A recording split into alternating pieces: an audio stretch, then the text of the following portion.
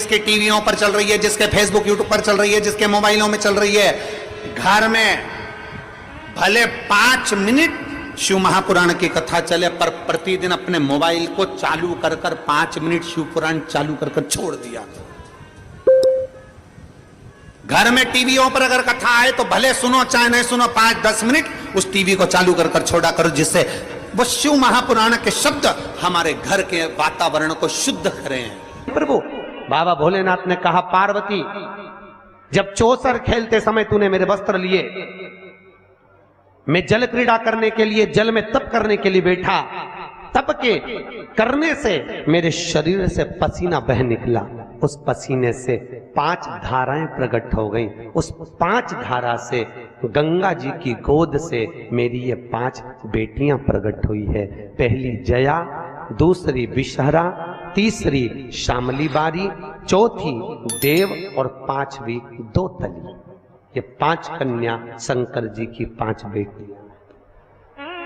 उसी समय पर माता पार्वती ने गंगा जी के जल को हाथ में लेकर कहा, गंगा तू मेरी बहन है, मेरे गर्भ से तो संतान नहीं हुई, पर तूने मेरे बच्चों को पाला पोसा बड़ा किया, इसलिए तेरे घाट पर आने वाला व्यक्ति शंकर जी के साथ तेरा स्मरण करेगा, और जो हर हर गंगे बोलेगा, गंगा उसको तेरे स्नान का पुण्य घर बैठे मिल जाएगा।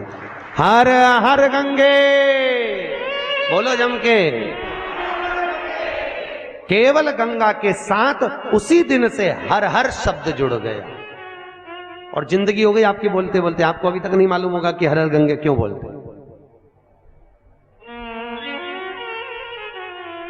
जीवन हो गया भैया।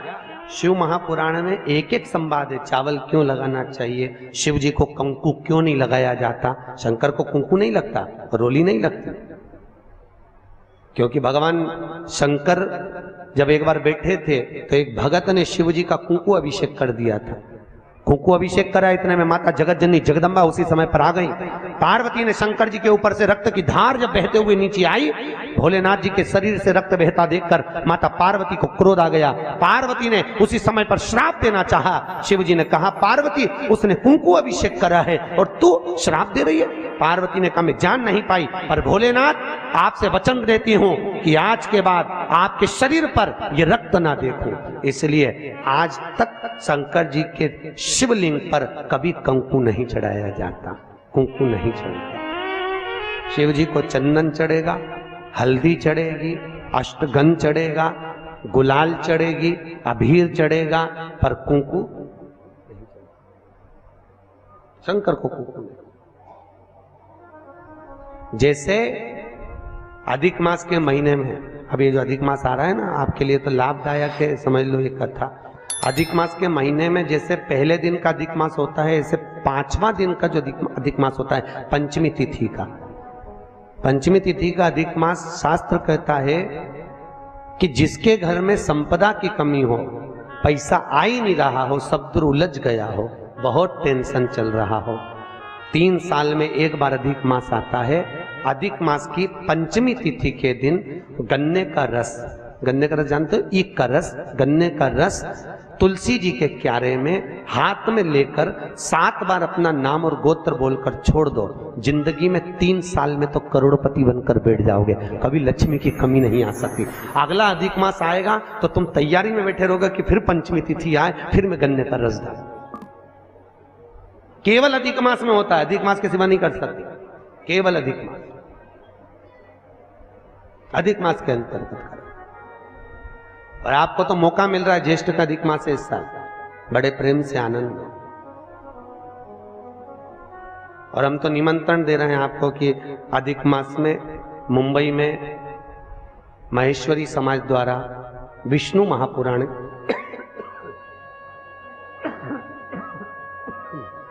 विष्णु पुराण की कथा है, और आप सब भी विष्णु महापुराण की कथा में पश्चिम मुंबई महेश्वरी भवन श्रवण करने पधार। विष्णु महापुराण अधिक मास का महीना भगवान शिव के स्मरण का माह, ठाकुर जी के भजन का महीना, भगवान नारायण के लाड़ लड़ाने का महीना। खूब प्रेम से भजन करो, जितना भजन कर सकते हो उतना, और काउंट कर कर नहीं कि कितना भजन करा है। कई लोग हाथ में वो बटन दबाते रहते हैं, राम राम राम राम, काउंट नहीं करना है, कर लो जितना कर सकते हो। अधिक मास के महीने में जितना पुण्य कमा सकते हो कमाओ। भजन चित्त करिए।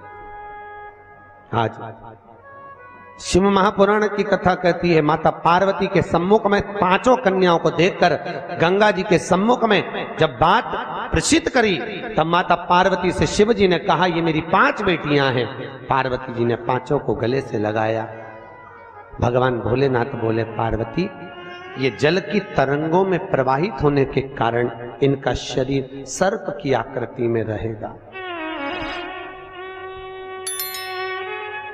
सर्प की आकृति।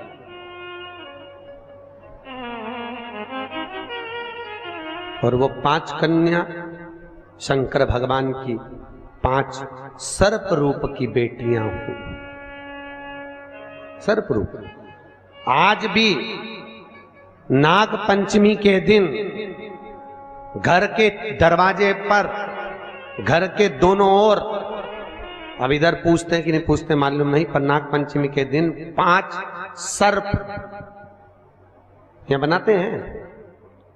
5 सर्प बनाए जाते हैं। वो शंकर भगवान की 5 बेटियां बनाई जाती है और नाग पंचमी के दिन उनकी पूजन होती है। नाग पंचमी।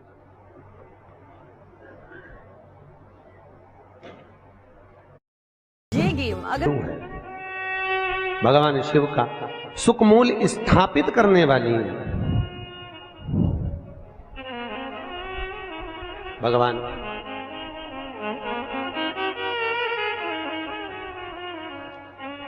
भगवान शिव ने 5 कन्याओं को आशीर्वाद दिया, माता पार्वती को समझाया, ज्ञानोपदेश प्रदान किया। समय आया और आज भगवान शिव विराजमान थे और भगवान शंकर के नयन बंद करने पर शिव जी के नयन से बंद करते ही एक अश्रु निकला। उस आंसू से अंधकासुर का जन्म हो गया। और जैसे ही अंधकासुर जन्मा, माता पार्वती ने उस बालक को गोदी में ले लिया। पार्वती ने जैसी गोदी में लिया, ये मेरा पुत्र है। भगवान शिव बोले, पार्वती इसको उठाकर समुद्र में फेंक दे। पार्वती जी ने समुद्र में बालक को नहीं फेंका। महाराज मैं इसको फेंकूंगी नहीं, आपके शरीर से प्रकट हुआ है, ये आपका पुत्र है। भगवान भोलेनाथ बोले, पार्वती मेरे नयन बंद करने पर अगर प्रकट हुआ है तो उसकी कोई तुलना, कोई मान्यता नहीं। फेंक दे इसको समुद्र में। पार्वती मैया ने नहीं फेंका। थोड़ा रिटर्न बढ़ाऊंगा। पार्वती मैया नहीं फेंकी। और जब माता पार्वती ने, बस ठीक है, पार्वती मैया जब नहीं फेंकी, शिवजी ने फिर कहा, पार्वती इस बालक को फेंक समुद्र में। पार्वती ने नहीं फेंका। ये आपका पुत्र है, मैं नहीं फेंकूंगी। बहुत समझाया, नहीं माना। शिव जी को क्रोध आया। तब माता पार्वती ने अंधकासुर को समुद्र में डाला। डालते ही उस बालक को हिरण्याक्ष ने पकड़ लिया। हिरण्याक्ष ने उसको पाल पोस कर बड़ा करा। हिरण्याक्ष को बड़ा करा। समय आया, जैसे हिरण्याक्ष ने जैसे ही अंधकासुर को बड़ा किया, पाल पोस कर तैयार किया, समय आने पर भगवान नारायण ने बराह अवतार धारण कर हिरण्याक्ष के प्राणों को हर लिया, पृथ्वी को लाकर जल के ऊपर ठहरा दिया। तब उस अंधकासुर को क्रोध आया और अंधकासुर ने ब्रह्मा जी का तप कर वर प्राप्त करा। ब्रह्मा जी से मांगा, ब्रह्मदेव मैं वैसे तो वीर हूं, पर मुझे वर देना है तो वर दीजिए। ऐसा वर दो अंधकासुर को मालूम था कि मैं अपनी मां के गर्भ से पैदा ही नहीं हुआ। तो अंधकासुर ने मांगा, जिस दिन मैं अपनी मां को गलत दृष्टि से देख लूं, जिसने मुझे अपनी गोद में खिलाया हो उसको अगर गलत दृष्टि से देखूं तो मेरे प्राण छूट जाएं। क्योंकि अंधकासुर को तो ये मालूम था कि मेरे कोई मां है, और उसको कौन बताए कि तू पार्वती की गोद में खेला है। पार्वती की गोद। जिस दिन मैं अपनी मां को अगर गलत दृष्टि से देखूं उसी दिन मेरे प्राण छूटे, बस उस दिन मेरा अंतिम समय हो। ब्रह्मा जी ने कहा तथास्तु। और अंधकासुर बड़ा हो गया, आनंद सुख स्थापित हो गया, चारों तरफ सत्ता ही सत्ता अंधकासुर की हो गई, किसी को पृथ्वी पर रहने ही नहीं देता, सब घबरा गए। तब अंधकासुर ने अपने दूतों को बुलाकर कहा, जाओ सबसे सुंदर जो नारी हो, सबसे सुंदर जो कन्या हो, उससे मैं विवाह करूंगा, मेरे लिए लाओ। इतने में एक दूत बोला, जो सबसे सुंदर थी, जो सबसे अति रमणीय थी, उसने तो शंकर जी को पति बना लिया। अरे तो क्या हुआ, शिव को पति बनाया है, उसको मैं अपनी पत्नी बनाऊंगा। कहां रहती है? कैलाश पर। और बताओ, मां के लिए गलत दृष्टि रखकर अंधकासुर चला कैलाश पर, और आज माता पार्वती उसी समय पर सुंदर भगवान शिव के लिए आनंदमय सुंदर भांग को घोट रही। क्यों घोट रही? कई लोग कहते हैं शंकर जी को भांग प्रिय है। कौन सी पुराण में लिखा है कि शिव जी को भांग प्रिय है? कहीं लिखा? अरे बोलो तो। पूरी शिव महापुराण में, भागवत पुराण, नर्मदा पुराण, गर्ग संहिता आदि आदि के जितने शास्त्र, जितने प्रमाण देने वाले पुराण हैं, कहीं नहीं लिखा कि शंकर जी को भांग प्रिय है। शिव को भांग प्रिय नहीं है भैया। वो तो शंकर जब आपको मालूम है ना, मंथन में जब विष निकला था, विष शिव जी ने पिया था, उसकी बूंदें नीचे गिर गई थी, उससे भांग धतूरा उत्पन्न हो गया था। शंकर जी के पास में भांग रखी है, पी नहीं रहे। क्यों? शंकर जी के पास में जब भांग रहती है, चारों तरफ से जब हवा आती है, तो शिव जी ने जो जहर पिया है उससे कंठ नीला पड़ गया है। वो भांग की हवा से शंकर जी के गले को ठंडाई मिलती है। शंकर जी भांग पीते नहीं है, पर दुनिया के लोगों ने तो शंकर जी को बदनाम कर दिया। शिव जी की प्रिय, तो शिवरात्रि पे लोग घोट घोट के शंकर जी को भी भोग लगा दे और खुद भी पी जा ले। शिव जी की प्रिय, खूब घोटो।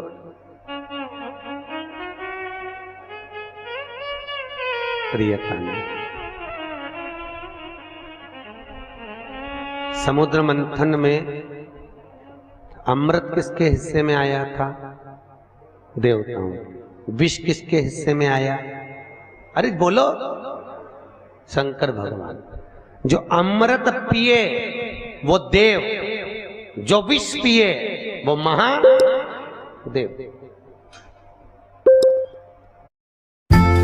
किस्मत में होती है घर की बहू बेटियों के। ठंडी रोटी किसकी किस्मत में होती है? घर की डोकरी के, घर की वृद्ध। क्यों? मां भले रसोई घर में नहीं जाती, पर रसोई घर में प्रत्येक सांस, आप भी सांस होगी, प्रत्येक सांस घर में बहू जब भोजन बनाती है तो एक बार सांस घर में राउंड लगा कर आती है, चौके में देख कर आती है डब्बे में रोटी कितनी बची है, डब्बे में रोटी कितनी बची है। क्योंकि बहू अगर ज्यादा रोटी होगी तो उठाकर गाय को डाल देगी। तो जब सास जीमने बैठती है तो कहती है बेटा मुझे वो ठंडी रोटी ला दे। क्यों? सास को मालूम है ना बहू खाएगी, ना बेटा खाएगा, ना पति को खान दूंगी और ना कोई खाएगा। आखिरी में वो गाय के मुंह में चली जाएगी और इतनी रोटी बहू फेंकेगी, दिल मेरा दुखेगा। तो घर की बूढ़ी माँ कहती है मुझे ठंडी अच्छी लगेगी, कड़ी के साथ, दाल के साथ मैं ठंडी रोटी खा लूंगी, ला दे दे।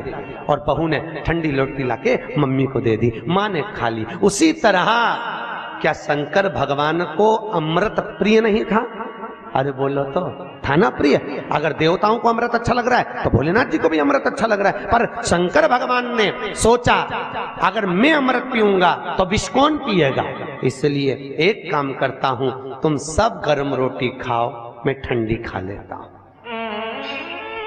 इसी को कहते हैं महादेव।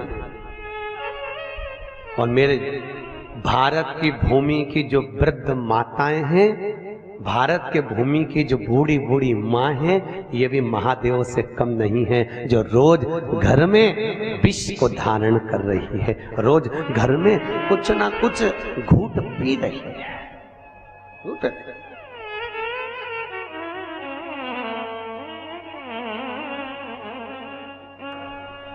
पांच बेटियों का चरित्र यहां वर्णन किया। अंधकासुर मां जगतजननी के सम्मुख में पहुंच गया, माता के सामने।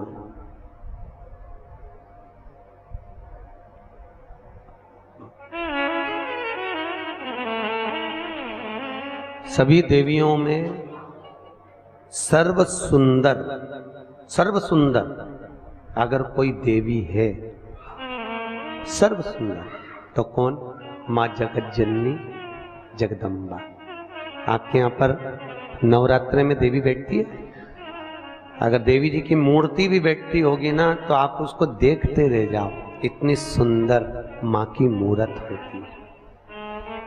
और तेरी प्रतिमा इतनी सुंदर, तू कितनी सुंदर हो।